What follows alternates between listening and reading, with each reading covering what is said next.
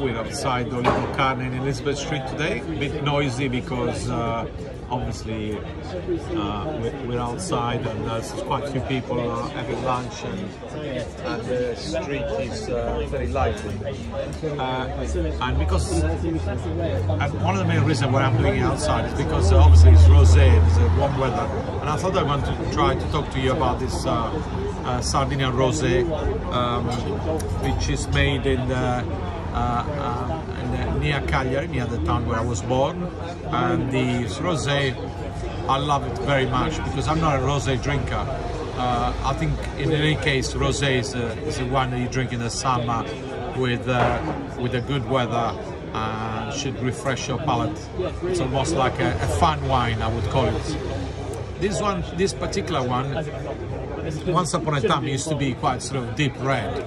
Now over the years, as I put a lot of pressure on the vineyard to make it a little bit paler and to make it a little bit more delicate, now they produce this rosé made with Carignano grape, which is a typical grape variety that's from that area of Sardinia, the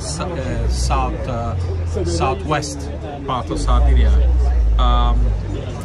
And the grape variety is called Carignano. It's quite a unique grape variety because it's a vine that will keeps its own root. One of the few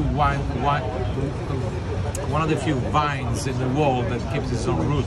It doesn't get the grafted American root because the Philostra doesn't survive there. And in fact, they don't even give him any water because the root can go down 8 meters until it finds the water.